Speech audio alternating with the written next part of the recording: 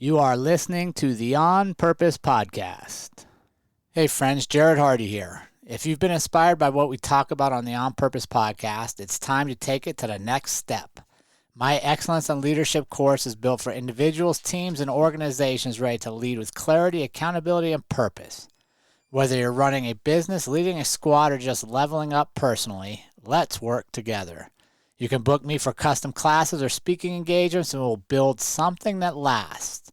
Visit teamhardy.net to learn more and take action today. What's up, everybody? Welcome to this week's edition of the On Purpose Podcast in year 7. We can't tell you how humbled we are to be here with you each and every Thursday and to bring stories like that of today's guest, who's rebuilt his entire life from the inside out. Ian Fee is the creator of Make It Great, a movement built on discipline, clarity, and belief that your future self is worth fighting for. And we can't be more honored to have him on the show and to share his story so that maybe you find value in yours and you start fighting a little harder, maybe a little more deeper, or maybe you're already fighting, you're doing a great job, but there's somebody alongside you that needs that corner man, needs that ally. Maybe you can get something from this story to be that person. So Ian, welcome to the On Purpose Podcast movement, my friend. How are you today? Oh, man, thank you for having me, and thank you for letting me be the first one out of the gates in 2026. Yeah, man, we're ready to go. We're ready to go. We can't slow down now, man. There's too much to do.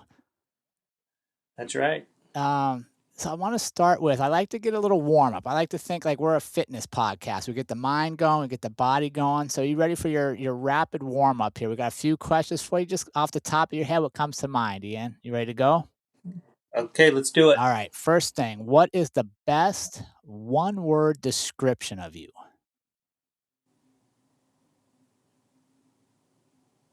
Game changer. Ooh, what makes you come with that? My energy level. I kind of set the tone for myself every morning, and then I've just got lots of compliments of the energy that I bring when I come into a room. Okay. How do you reset your energy in the morning then, maybe if you're not feeling it?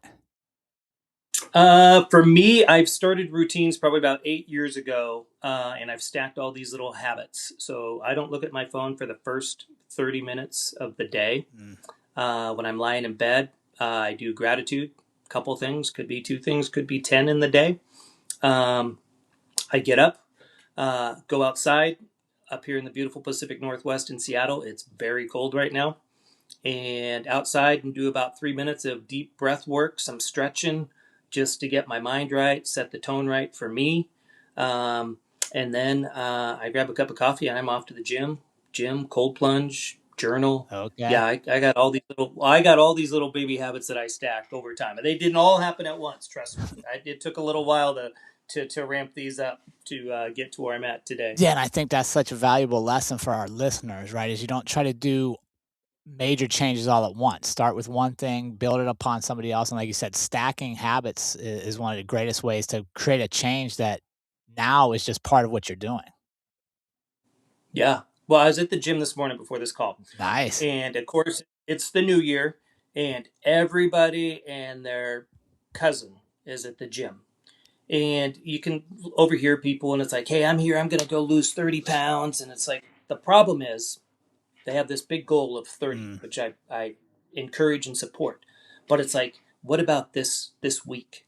How about a half a pound, 1 pound? Because the problem is people see that 30 in their first week or two, they hit 2 pounds. In their mind, they failed. Yeah. And they quit. Instead of like, hey, I'm going to do a half a pound and I did a pound this week, man, I won. You got to keep stacking your baby wins instead of, this realistic goal of 30 is fabulous. But what's it going to take to get there? And just stack all these little baby goals to get to your big goal. Because we tend to quit, be like, they're so disappointed after the first week or two, be like, whatever, I'm going to go have a cheeseburger and a pitcher of beer. Yeah. Yeah, And they stop.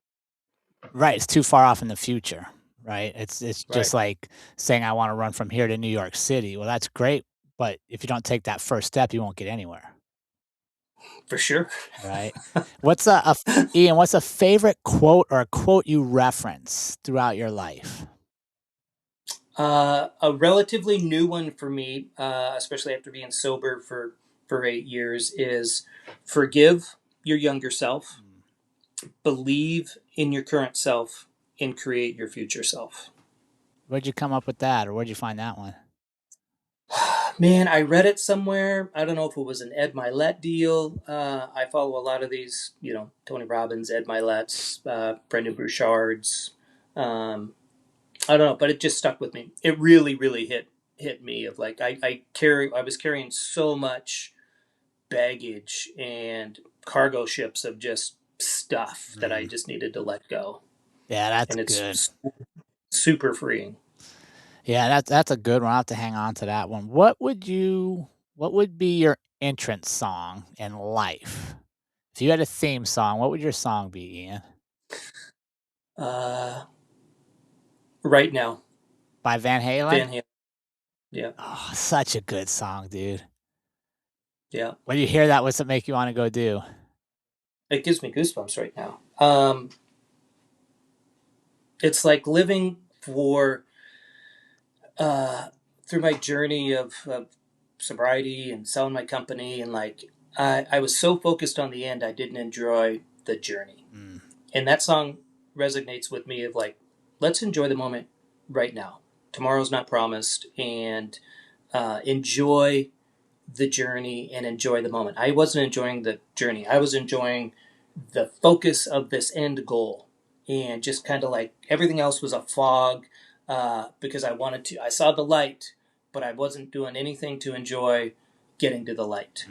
And when I sold my company in 2016, man, I got so depressed because it was like, it's over. Now what?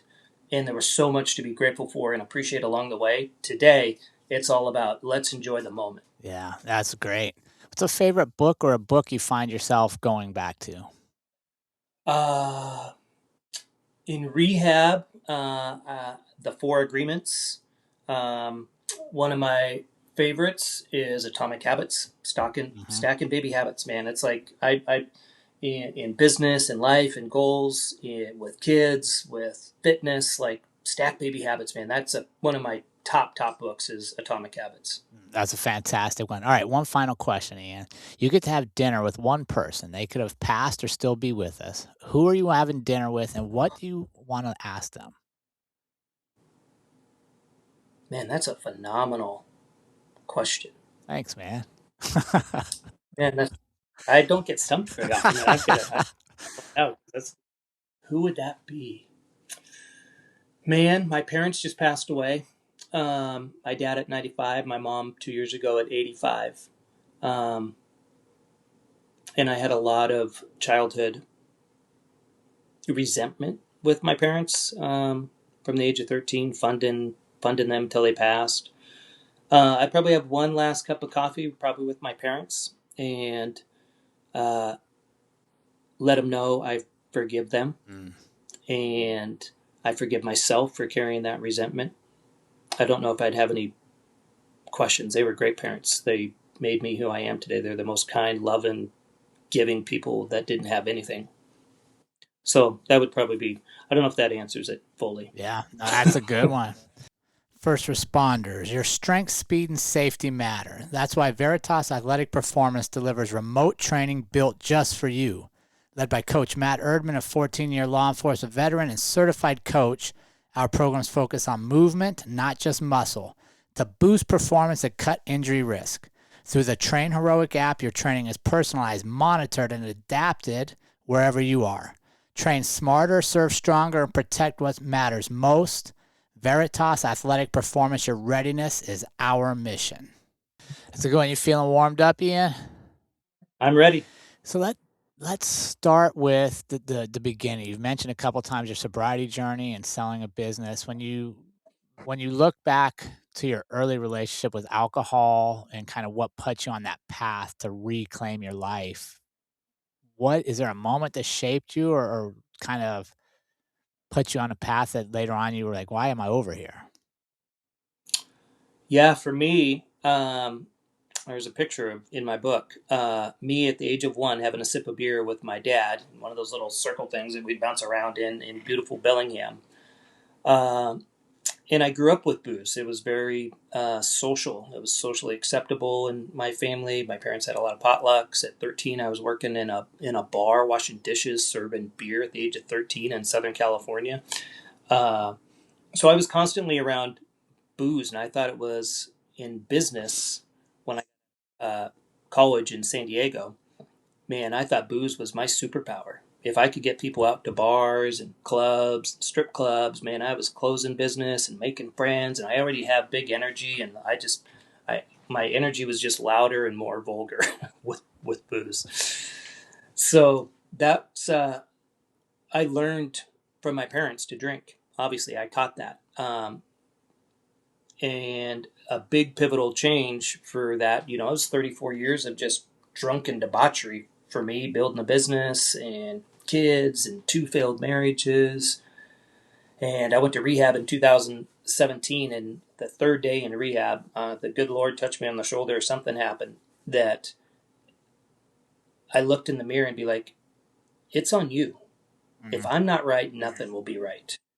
And I went into rehab to save my marriage, save my business, be a better dad, be a better business owner, be a better friend. I was doing it for everybody else because I was such a people pleaser drinking that, man, I had to look in the mirror and be like, unless you're right, there ain't anything going to be right. So get your shit together and everything else will kind of fall into place. And that just kind of like really, really hit me, or if you want to call it a rock bottom or a big pivotal moment, that was it for me. Like life changed drastically after that. What was it that was going on internally that led you to that decision? But maybe all the people having fun with you and being around you didn't even realize you were fighting. Oh my gosh, yeah, I didn't real well. I'm 53 today, and I see this great NET therapist in Scottsdale, and I got a life coach, and I didn't realize how much trauma or self-induced and suppressing feelings at 53 that I'm dealing with from the age of 5, 13, 20, that I just kept pushing around, especially us males, right? Because we don't like to communicate a whole lot of anything about feelings. So I didn't realize I was numbing all these feelings and emotions and sadness and happiness. And the more people I could have around, I could have a party going in a text in 10 minutes. I could have 26 people at my house having a full-blown raging party for some stupid reason because there was, college swimming on. so and then I just always had these people, and it was like, if I was alone, I never drank alone. I was always a very social drinker at a bar with people. I wasn't one of those closet drinkers. So I always had people around, so I never had to feel feelings. And then I didn't realize I was numbing them. Of like, ooh, why do I feel sad? Let's just drink through it and have people over. I'll be fine. So I never addressed those till really 7 years ago. Wow. What was that? What was that moment like when that clarity came to you? That like, wait a second, I got to work on some of this if I'm going to create a future. I got to kind of handle my past a little bit. Yeah, and booze was, you know, I would, kicking any habit's tough. The real tough part for me was dealing with all those emotions, like you just asked. Is like, man, it's just the floodgates of feelings and emotions and resentment and anger and sadness and happiness. And it was like, whoa, how do I manage through all these? And for me, I had a really, really good core group of friends. My circle went really big drinking to very intimate and small. And those people were huge in helping me manage through that. I could laugh with them, cry with them, talk about my feelings, and not be judged. I got a life coach, Angie, out of Florida, who's phenomenal. I talk to her every Wednesday uh, at 5:30 in the morning, and she just helps me stay focused and on plan and relationships and business and kids. And like, you have to have people to communicate with, whether it's a family member, whether it's a significant other, whether it's a third party person, that whatever. I think people really, back when I was growing up in the 70s, 80s, like if you saw a counselor, like, what's wrong with you, bro? There's something wrong. You're going to go see one of those crazy psychiatrists. Well, I think everybody should go see somebody because it is so mentally healthy. I mean, we work on our bodies physically, we eat good, we try to do all these right things, but what are we doing for our mind? What are we doing to set the tone for our brain? Like these crazy 60,000 thoughts we have going around in our brain. What are we doing to manage all these things? In my circle, and a life coach helped me tremendously manage through those. And I can go talk about them. Like I'm super, it's one of the reasons I wrote the book is like, to let it all out there. Like there is nothing that's not unsaid about all my debaucheries and rude shit I would say and like bad decisions I've made. Like it's all out there and it's freeing to get all that out. You brought something up that I want to expand upon if we can, and that is, how did you allow yourself to let go of the people that didn't naturally migrate to the smaller circle that were going to support you without drinking? Right? Because sometimes I think we struggle. We want to hold on to all the people that were there from the habit we're trying to release, and we try to drag them with us, or we migrate back to them. So talk me through that, allowing yourself to let that circle shrink, if you will. And what did you replace it with? Because now you're going to have less people to be around, so you have more idle time. Yep. Great question. The biggest thing for me was allowing myself. I had to outgrow relationships. Like some relationships have seasons, and that was just a season for me. That are they great people? Yeah, some of those people that I saw almost every day partying and at my house and bars and happy hours I'd invite them to. They're awesome people, love them to death. Some I haven't seen in years. Some I see once a year. One of my good friends that was in my circle, ride or die, drink, party. Once I got sober and started addressing my feelings and emotions, I just kind of outgrew those relationships. I talk about it a lot with people that are, trying to kick some addiction. And I always tell them, man, look at your circle. I got some of my son's friends that like, I want to quit. I'm ready. I'm ready. I'm ready.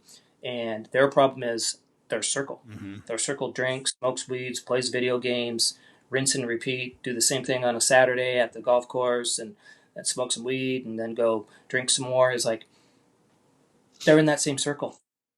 And I'm like, bro, it's going to be really uncomfortable. You got to get out of that circle, and it's going to be you're wanting to outgrow this relationship.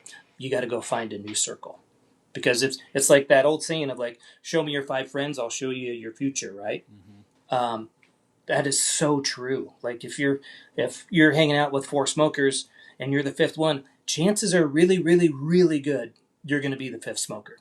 Drinking, drugs, porn, whatever that is, whatever that circle's vibe is, it's going to be.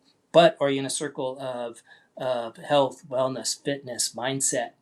Go get in those circles, because you're going to be the fifth or sixth one, right? So for me, I just realized that I'm outgrowing these relationships. My trajectory shifted, not drastically because I stacked all my baby habits. It just, like, it wasn't an environment I enjoyed being in anymore. I didn't want to be in that circle. I can go sit in a bar and I can go hang out with those peeps, but it's like they're still living in their high school days of like, oh my gosh, you remember Jimmy back in Friday nights, man, when you threw that 70-yard touchdown? Bro, that's 30 years ago. Like, what are you doing now to go be better for your business, your kids, your friends? And it's like, I just don't want to be around that. I'm looking to be better every single day. So I put myself in circles that provide that. Yeah, and what let's talk about, because I know you paralleled, the quitting drinking and getting sober there, also with a fitness journey, right? Because they kind of go hand in hand. So talk to us about, like, what did that do for you? Like, not just saying, okay, I'm done here, but I'm also going to change myself here. Because off the top of my head, I would say that taking on that physical challenge occupied a lot of the time that would have been idle had you not done it. Oh man, I bought back so much time not drinking. Like years I've spent years in bars, and uh, I just recently did about over $1 million Oh, in booze. $1 million and years in bars. My happy hours would start at, lunch with the client at noon, and then it would turn into martinis. Be like, hey, let's call some people and we'll go do happy hour at 4. Of like how many wasted days, years, months. So again, I bought back so much time by not just sitting in a bar. So I did replace it. For me, was fitness and walking and going to the gym and getting that dopamine hit that I was getting from booze. I just replaced it in the gym, whatever it case may be for people. It could be golfing, it could be pickleball, it could be basketball. Go learn something new, right? A lot of people I talk to, it's they've got into instruments. They play the guitar, they play the piano, and they just have so much more time than sitting in a bar. And for me, I could sit in a bar sometimes 8-10 hours a day. Like wow. there was one time I had my it was uh, the Masters was on, and it was like Sunday, and I'm sitting at a bar with the buddies, like, hey, let's, and it was on early, so I was sitting at a bar in Kirkland. Then we got there at 8 in the morning and starting drinking Bloody Marys, breakfast, then lunch, and we're betting $2. Hey, is I got to make the putt? Not going to make the putt. And at 10 o'clock, my wife came and picked me up. PM. Like I wasted a whole day completely drunk out of my eyeballs. It was like I just have numerous stories of that, and it was like, man, what a way! And then take the next day is a complete wasted day when you're hungover, Yeah. you're bloated and you're fat and you're bitchy. Like it's how many stacked wasted days did I have, man? It's insane how much time I bought back. So what was the first part of the physical journey? So you're working on your mental stuff, you go through rehab, and you're feeling good. The first step in the physical journey where you're like, okay, this is going to take some work, and I'm going to have to get through this being sore after day 1 to do day 2. What was that battle like? It was uh it's just such a mindset of like I would go sometimes go to the gym and I'd get in my car and drive. Thank goodness it's close, 10-12 minutes. And sometimes I'd be like, I really just don't want to do this. And I'd go on the treadmill for 20 minutes, grab a coffee, come home. But every day I went. And the next day I could have gone for an hour and 15 and had a great arm and chest workout and feel like $1 million. And today, still I'll go to the gym and be like, man, I'm just not feeling it, but I'm gonna do something. So I just got in the mindset of I'm going to go, then not go. And sometimes it's, hey, I was on the treadmill for 20 minutes and I was scrolling through social media, but I went. So I go every day. Some days are a lot better than others, but it's just the mindset of I'm going to go do this, whether it's cold outside, it's sunny outside. Try to do something every day, and then it's literally just becomes for me a up, boom, 5:15, gratitude, outside, breath work. Like it's just clockwork today, but it's taken time to learn those habits. But it is very mindful of like just go, just go. And if you have an accountability partner or somebody to work out with or go on a walk with, is huge. Also, it's a lot tougher on your own for sure. But if you can have an accountability partner or go get a coach that say Monday, Wednesday, Fridays, we're going to go work out and you got to be here at 9. I know a lot of people like that because it holds them accountable. Did you hire a personal trainer when you first started, or were you able to do it on your own? Nope. I could do it on my own.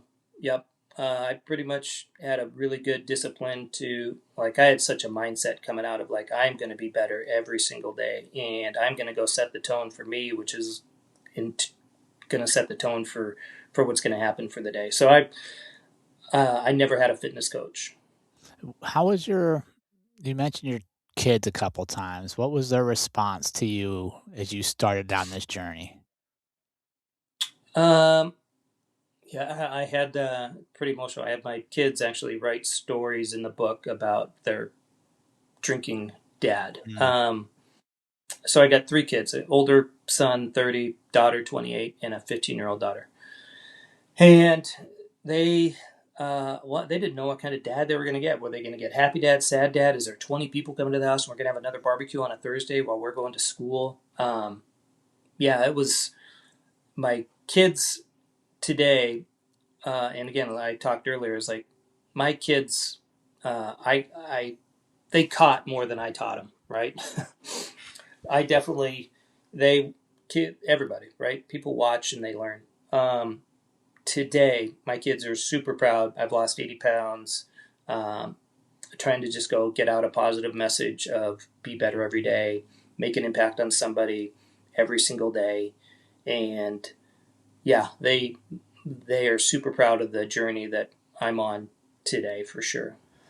What do you think that's allowed them to do? I think it's allowed, well, it's definitely, my son was probably the forefront of uh, me being the instigator, like, hey, invite all these, the high school over and college, and we're going to do fireball shots. And I was just always the pusher. I was the instigator. I was always taking it to the next level. So I've definitely, my son drinks today, a couple beers here and there. Nothing like when I was the pusher. My youngest daughter, 15, I don't think she'll drink. My middle daughter, she does not drink because she was probably the biggest one I impacted. She would be the one that would be on 11:30, 12 o'clock on a Wednesday school night, texting me as I'm partying with her older brother's friends. Could you turn the music down? I'm trying to study. So it really impacted her. So I think she's like, I've seen that shit show damage. Like that ain't gonna be me. Yeah. So she doesn't drink today. At So let me ask this. How did you work through forgiving yourself that you didn't have to hold on to that part of you to get to this part of you? Yeah, that's a lot of therapy. That's thousands of dollars of therapy. um, and I never went through like the AA. I guess AA is a lot of like go ask people for forgiveness. Mm. And I had to sit in my own dirty diaper and forgive myself for like, man, you were rude, you were a prick, you said you thought you were being funny, you were vulgar. Um, a lot of that is just sitting with your own feelings and forgiving yourself and not looking in the rearview mirror. Can't tread on the past. And you know we can take ourselves down a rabbit hole focusing on our past the whole time. But hopefully you've learned from the past and you're moving forward and looking forward to be a better person every day. And so I would just always say, it's part of my gratitude. Is like I forgive my younger self. And a lot of therapies, like where was your trauma? Everybody has some sort of trauma somewhere in their life, no matter what their upbringing. Super poor, super rich. There's always some sort of something going on in there, and it's identifying where it's at. So like my NET therapy is like a lot of my trauma was like at 5 and 12 when I left Bellingham, and forgive my parents for the decisions of like why did my older brothers stay back and I had to go. I became the youngest brother to then becoming the only child in Southern California. So there was a lot of stuff that's like, man, I learned from that, and it's all what you want to look at. If you look for that negative, you will absolutely find it. If you look for the positive in your upbringing, you will absolutely find it. So which one are you going to focus on? And it's just changing the mindset. And again, it goes back to like having the ability to talk to somebody and be like, okay, hey, that was all your bad baggage. What good came out of that? And just help somebody change their mindset of like, what's good? A lot of times there's this victim of like, oh, this happened to me. Well, did it? What's it teaching you? Mm-hmm. It's all how you kind of change your mindset of like how you start looking at life and yourself and your business and your kids and whatever you're doing is go look for the good in it. You will find it. Yeah, that's absolutely true. What you look for, you're going to find. There's no doubt about it. Looking for the perfect escape? Step off the grid and into the wild heart of Old Florida at the Hideaway, a nature-based family campground tucked along the legendary Suwannee River just an hour west of Gainesville. Whether you roll in with an RV or pitch a tent beneath the canopy, the Hideaway offers 1,500 feet of boardwalk through untouched hammock, riverside trails to secret picnic spots, fishing holes, local springs, and a kind of peace that lingers long after you leave. Reconnect, recharge, remember what matters. Visit thehideawayfl.com to plan your stay. What surprised you about who you were becoming? The silent impact I had on people that I didn't even realize. the influence that I had, Mm. just with my energy, my vibe, my network of people. More people have been, my party group now is like this sober, clean living, longevity vision. Uh, People coming out of the woodwork on social media or comment on the book of like, hey man, you made such an impact on you made me quit drinking. You made me become, I read your book and I'm a better dad because of it. How many people I silently impacted was shocking to me. I mean, that's such a big topic right there, that silent impact, because it goes both ways, right? Because you were silently impacting people negatively beforehand, you didn't even know it, For sure. right? And, Yeah. and I always challenge people that I get to work with. If you knew everybody was watching your next decision, would you still make that decision you're thinking of making, or would you do something different? Right. Right? But sometimes Yeah, that's powerful. we don't know people are watching, or we forget and we make a decision. We're like, wait a second, if my wife was watching, if my kids were watching, I would have taken more time and done it differently. Right.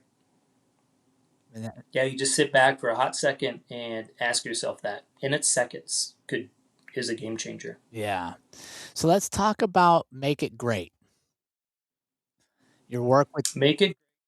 Yep. yeah, go ahead and let's kick off that part of the conversation. Make It Great actually started in rehab. There's a smoker's table, and I wasn't a smoker, but I was just hanging out with everybody.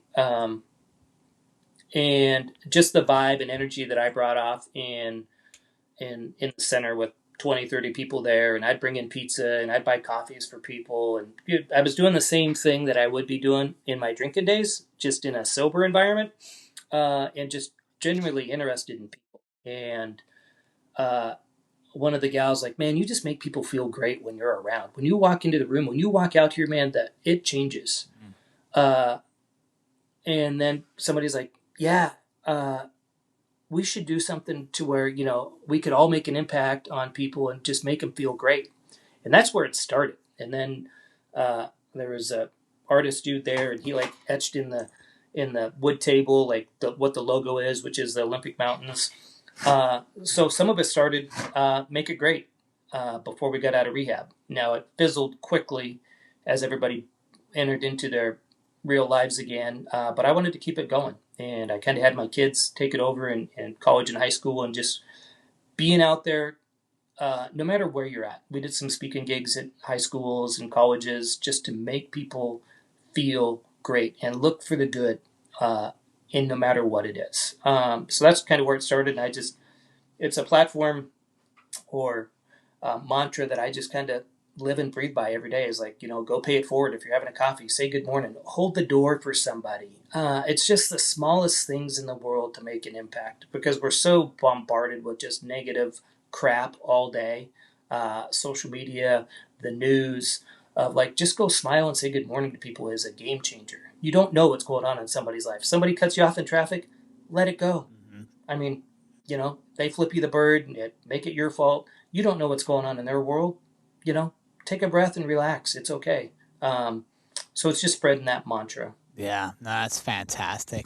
And did that lead you to the book idea? Did that kind of follow up from that? It did. The book came from a couple guys I work with who I went on a sober journey and they followed shortly after. And we would go to Irvine for these company meetings in our drinking days. And we'd all go to the same restaurant and martini it up and have a ball and then go back to these meetings. Well, we're down there for these meetings. All three of us are sober, sitting at our same table, and we look across and there's three dudes having their martini lunches, and we'd be like, man, that used to be us. Mm. Can you believe that? And then we started just sharing some stories, and one of the guys like, we should write a book. So the book actually started with three of us. And it got real personal, real naked, real stuff coming out.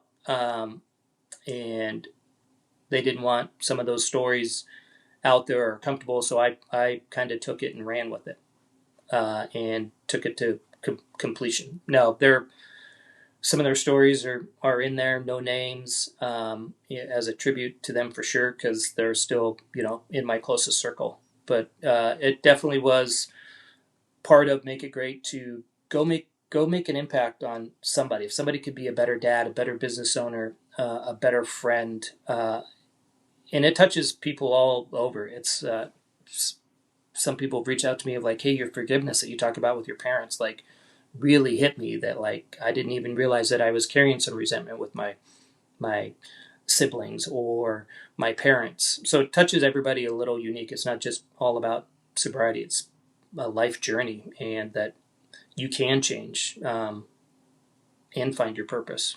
So talk me through the process of coming to grips with, okay, I'm gonna write this and I'm gonna be honest and real about it. And when I send it out there, like it's out there forever. Yeah, it's quite freeing actually, because it's all out. It's brutally honest. Like I've read a lot of books. I'm sure a lot of people have, and it's like, uh, this is like it's all out there. It talks about strip clubs. It talks about kids. My kids writing letters in there about their drunk oblivion dad. Me sitting in a hot tub in Las Vegas and getting ready to go speak in 7 minutes, and I'm still in the hot tub ordering another round of a bucket of beers. Like it's all out there, and then the feelings and the emotions and crying. It's okay to cry as a guy. Society doesn't think that's acceptable. Um, it was freeing for sure to let people know that it's okay. It's okay to be truthful with yourself. We tend to make decisions for a lot of other people, and you really got to look in the mirror and be like, it's on me. What was the hardest part to getting the book started, or the biggest thing you had to overcome? It was a really fun process actually. I got a ghostwriter to help me because if I would have wrote it, it would have been 6 pages and it would be like a caveman writing it. So I had a ghostwriter, as you could probably tell from some of my emails that you got.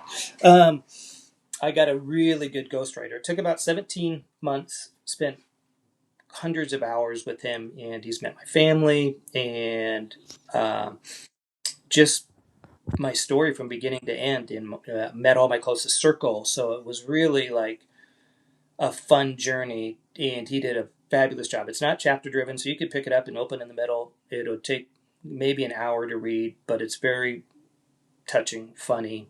A lot of it's just real life that with no filters on it. I never had filters when I was drinking, so I was like, I'm not gonna have a filter on a book. And there's pictures which really help just kind of bring it together of, me being 80 pounds heavier, to me drinking at age 1, that people can resonate with and be like, oh yeah, I remember, grandma used to rub whiskey on my gums when we were teething, right? And all that was acceptable. We're bouncing around in the back of an old Buick with no car seats, and the windows rolled up, and the parents are smoking with two open containers in the front, driving to our friend Betty's 4 miles away for a potluck. Like, people can relate to that. Yeah. Yeah, what's one question, Ian, that you wished more people asked you about your journey? Well, a question they would ask me about my journey. Um, the feelings. Mm. People have a tough time with feelings and dealing with thoughts. Like, share your thoughts and feelings. Like, how did you feel? Like, growing up as a kid, my brothers and I talked about it. It's like, did mom ever ask you how you feel? Like, genuinely, how do you feel? Because we grew up, everything's okay, everything's great, Yeah. everything's fine. Don't talk about that. Um, Feelings, man. It's couples counseling. I mean, what do we talk about? Communication and feelings is like the number one thing that in couples counseling or any counseling is like, express your feelings, feel them. If it's mad, sad, angry, get it out, because all we do is suppress it, and then it just becomes a stressor, and then it just builds and builds. And inside, we don't realize inside our bodies, we talk about stacking baby habits and goals. We're stacking all that negative crap, and it's just, eventually it's going to erupt. Or you find a way to numb it, whatever that may be. So feelings would be the biggest thing for sure that I wish people would talk about. Yeah, that's interesting, right? Because you're right, we're the same generation. And when you're talking about we don't talk about that, everything's good. Like I'm just like that's literally how I lived the majority of my life as well, right? And you get to a point, and hopefully it's not a traumatic point. Hopefully it's not a rock bottom where you're like, wait a second, I don't have to be good all the time, Right. but I got to have people around me that recognize that. Because if our circle is like you and I, and we're always good, then that's all I'm going to think I'm allowed to be. Yeah. It's like, when you ask somebody, "Hey, how you doing today?" What's the answer? Good. Right? We're programming our brains and our subconscious that we're always good. Yeah. But are you? Mm. Let it out. I'm not doing great today, man. I just had a bad morning. Uh, I stepped on my cat. Kids were crying. Whatever. Express those feelings. Get them out is so refreshing. And that's where journaling, I think, helps a lot of people. For me, I thought 95-year-old ladies journal. Mm. I journal. It could be two sentences. It could be a page a day, and it's so refreshing just to get it out. It's when we were in school and like when we had to go into timeouts or they put us, with the dunce hat on and be like, I will not yell at Jimmy again. I am sorry. I will not. And you had to write it 100 times. I don't know if you remember that or not, but Oh I had to yeah. do that in my school. It's like we were doing that, but then we don't do that. Be like journaling's very similar to that. Like, if you write, I forgive myself. I am worthy. I am loved. I am great. Start programming. You're the star of the show. Mm. Everybody is the star of the show, and people forget that. And treat yourself like that. That you are worthy. You are great. You are amazing. You are doing great things. We just don't hear it enough. We don't practice it. And one of the things I would challenge our community is, yeah, I love focusing on us. But then when we're around somebody and I say, Ian, how you doing today? And you usually have high energy and you're fantastic and the workout was great. And you say, good, or I'm living the dream. Stop for a second and pause. That's your invitation to ask another question, right? Yeah. Because I don't know that I've ever met anybody that said they were living the dream that was actually happy with what was taking place at that moment. Yeah. 1,000%. But we don't know if we don't take a moment to ask, wait a second, what's going on? Let's grab a cup of coffee, Ian. Tell me what's going on today. Right? Yeah. Or it's the fear. Mm. They don't be like, ooh, must be having a bad day. I'm not going to be his friend today because, and again, that's where it's like your closest circle, or they just like, ooh, I don't need to deal with Ian's drama today. Hope you have a better day, right? So it's like you really identify who your closest circle is by those situations. But who would you want? Who would you want in your circle? You want that person that takes the extra moment, that pays attention to go, hey, Jimmy or Ian, it's your birthday today. Happy birthday. Well, you don't look like you're celebrating. What's going on your birthday? Yeah. Yeah. You want the person to ask that next question is a great telltale sign of like, man, they genuinely are wanting to help you. They're paying attention. Mm-hmm. They're paying attention. Yeah, and that's the challenge I put out to our communities. Be the person that pays attention. It's going to cost you nothing extra. It costs zero to actually listen and be interested in making sure they're doing well. And most people, and I've talked about this a lot in my counseling, is are you coaching or are you consoling? And most people just want to be consoled and just listen, right? It's like your gal comes home and be like, hey, how was your day? Oh, it was horrible. Traffic was bad. Whatever. I stabbed somebody wrong. Whatever. Um, and they have a bad day. Right? Well, do this, this, this, and this, and this, and you won't have a bad day. That's not what they want to hear. All they want is it to get off their chest and be like, I'm sorry you had a bad day. So are consoling or coaching, which is a tough one for me because I like to coach and I'm a fixer. And so that's been a big challenge for me is just learn to listen. I think that's the And ticket, right? Just say, hey, I'm just going to listen. I'm not even going to say a word. mm-hmm. Because I think if we reflect back, at least for me, and I'd say for a lot of people, the best conversations that we've had or that we have are the ones where we listen more than we speak because we're learning something. 1,000%. Yep. Right? Because if I'm telling you something, Ian, I already know what I'm telling you. I'm not going to grow at all from telling you what I already know, but I'll grow from hearing your perspective. Right. And in a world where our strongest leaders can't sit in a room and grow with each other, when conflict is like everything's got to be a conflict, be the person that wants to listen. Yep. I think we'd be amazed at the path we go on when we just take that time.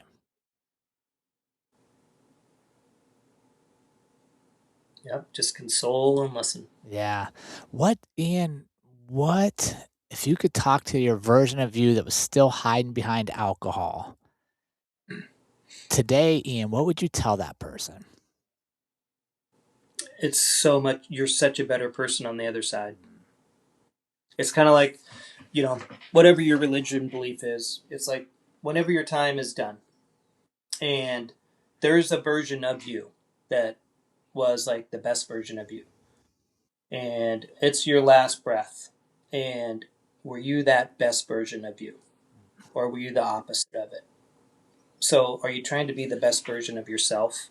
Because it is way better on the other side. I wish I had more red flags or something happened earlier. Uh, you know, I have, my company could have been 10x what I sold it for if I wasn't just in this drunk 34 fog. Um, so it's like, it is better on the other side. Everything's better. Clarity's better. Time's better. Money's better. It's like, I wish I had somebody have me this checklist to be like, hey, bro, you drunk idiot. I know you're hungover today, but you could be this. Uh, Yeah. yeah, it's like you're going to save 4 years of your life. You're going to have $1 million in the bank account if you do this, and this. It would have been a game changer for me, but that just didn't happen. And everything happens for a reason at the right time. And but yeah, if I could tell somebody is like, man, it is so much better on the other side. Everything's better. Everything. There is not one good thing that came out of alcohol for me. Nothing. Yeah. Not one thing. And it's been everything. Everything's, my relationships are better. My kids are better. My business is better. My health is better. Like the whole. That's just the checklist is way better. That's good. Yeah. And you referenced Ed Milet earlier. I think it's him that I heard this from, and that is true hell is when you arrive at the end of your life and you see who you could have become and you don't Yep. recognize that person. Yep. Right. And I butchered it. I mean, it's close to that. But yeah, that's It's very. He's one of my favorite to follow. It's like that's why I use that analogy. Is like, hey, the good Lord had you at this person. You're upstanding and you're great for your kids, and then this is who you are today. That's who you could have been. I want to go same deal. I want to be like, thank you, fellow servant, that you are the man that I wanted you to be. yeah, no, that's Whatever. powerful. Yeah, that's powerful, Yeah. Ian.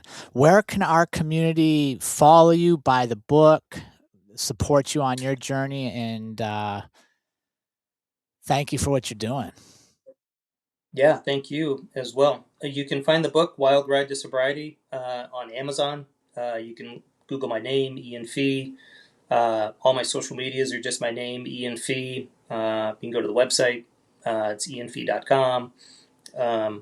But yeah, my social's great. It's all uplifting, positive, because there's so much negative in the world that if you follow my social, it'll put a little chuckle on your face of inspiration for the day for sure. Awesome. And keep doing what you're doing, man. You're making a big impact on people, and you're silently impacting people you don't even know it. So keep it up, and I appreciate you having me. Nah, dude, it's my honor to have you. It's fantastic to hear your story and to be able to share it. And if all in our community got anything from this episode, you got anything from the conversation with Ian and I, be sure to like, subscribe, follow on Ian's platforms, follow on ours, because it might be something simple as just sharing reaches a person that the two of us wouldn't have reached without you, that changes the trajectory of their life or their day or their moment. And that's what we're all here for, is just like you said, Ian. I don't know who's going to listen to this, but it's going to make a difference for somebody. And that's why we do what we do. That's right. So thank you so much, Ian. Have a blessed day, my friend. Keep up your journey. I'm excited to see where you go. And Maybe next time you're in Arizona, our paths will cross and we can get on a run or something together. I would love it, and I appreciate you having me. Have a killer week. Thank you, my friend. And remember, team, life is far too short to live any other way than on purpose. We will see you all again next week.